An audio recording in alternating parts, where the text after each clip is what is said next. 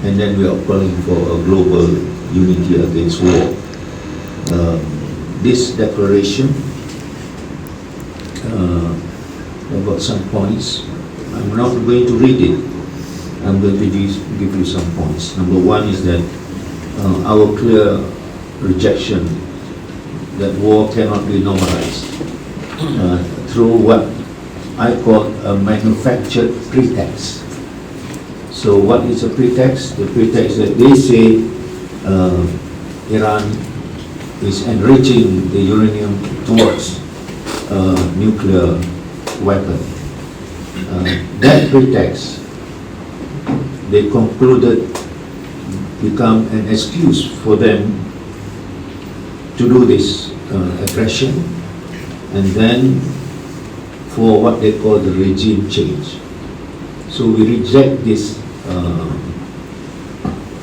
strongly, that we cannot accept this become a normalized standard of action where a foreign country attacks another country. Number two, we pointed about what is at stake in this whole event. It is Palestine and Al-Aqsa and the regional power project. Now, we see that this escalation of attack is inseparable from the wider regional project that seeks to silence and crush forces that support the Palestinian struggle. And it is very obvious Iran has been supporting the Palestinian struggle, and Iran and every country in the world is aware of what this so-called the Greater Israel Project, which was announced even in the General Assembly of the United Nations by Netanyahu. So with this ideological framing of this attack is to actually crystallize or realize the project of what they call the Greater Israel. And in this context, the targeting of the sanctity and status of Al-Aqsa is obvious. It will be the natural action that US and Israel is going to proceed. The third one, we emphasize on the Gaza precedent, how US is completely incomplicit, 100% or even more. From 2023 until now, US has channeled 23 billion USD to support Israel's annihilation of Gaza. And this model is going to be repeated. If not wholesome, maybe part of it, and this is what they're going to do to Iran until this Trump's so-called claim that if you disarm, you surrender, then we will stop. But knowing Iran with its capacity, they are facing something that they didn't expect, and therefore Trump's. We mentioned also about the core principles of our stand, the Malaysian people, in this declaration. Is number one is about the sovereignty and the rule of law. Number two, on the principles of rejection of hegemonic power and militarized domination. Number three is the civilian protection as a sacred duty. Number four is the peace through diplomacy, not escalation of war. So these are the principles that will become the basis of our position from the Malaysian people. And lastly, we touch in this declaration about the demands that we have voiced. Number one is the demand that of stronger action and condemnation of this aggression should be voiced by the international community, especially United Nations. It's not only about condemning but also taking action. Number two is the accountability, and this is very important because what they've done is a crime, and we cannot let them go. You know, there's punished these two criminals, Netanyahu and Trump. They are criminals, and we have to emphasize on this accountability. Then our call for the Malaysian government. Number one is the Malaysia's diplomatic leadership. This is what we call upon the government of Malaysia to adopt and champion in a principled stance in the United Nations and all diplomatic platforms, uphold the United Nations Charter, demand de-escalation and prioritize civilian protection.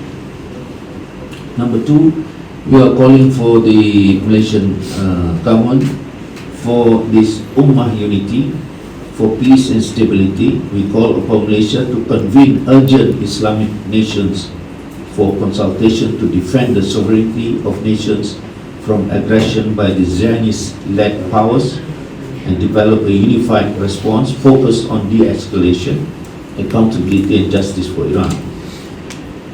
We also call the Malaysian government to declare an unambiguous rejection of aggression and regime change, so-called regime change by force,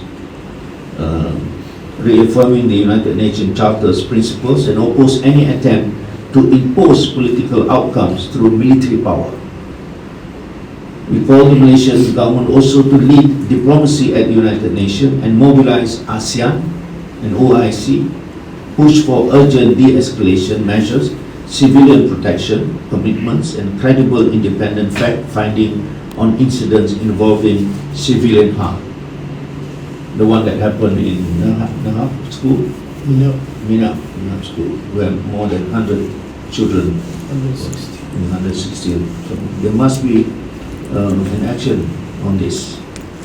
And we also call for Malaysia to stand consistently for Palestine and Jerusalem, intensifying the diplomatic advocacy for Palestine rights, oppose violations in occupied territory, and defend the sanctity of Al-Aqsa, the status of Jerusalem.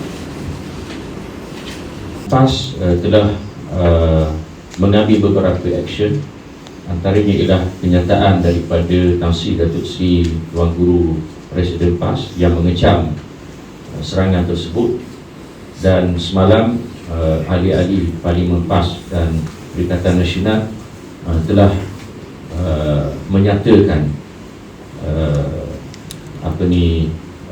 bangkangan ataupun kecaman atas sikap dan tindakan yang dilakukan oleh Amerika Syarikat dan negara haram Israel ke atas Iran.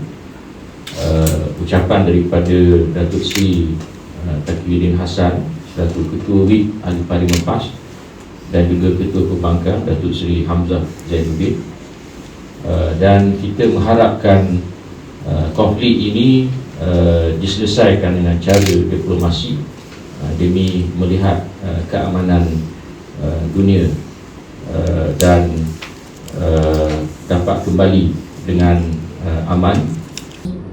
It shows that Iranian people, they are loving peace. They don't thinking about war. So for this reason, always we mention that we prefer political and diplomatic solution. And before we start our negotiation this time, we were aware that this negotiation also maybe has no result. But we have started because we prefer to this. First, the second, of course, respect the idea of our friends. Our neighboring country, Muslim country, they encourage for negotiation. We respect them and start negotiation, but at the same time we told, we are negotiating, but we are ready. If anybody attack us, we respond. I want to mention that this is Iranian policy that looking for peace and security, not only in Persian Gulf and our region, in all around the world. But as a country, independent country, if somebody attacked us, we defend our country. This is very hard for them, because always Israel attacked other country and there was no any response. But when attack Iran, we responded.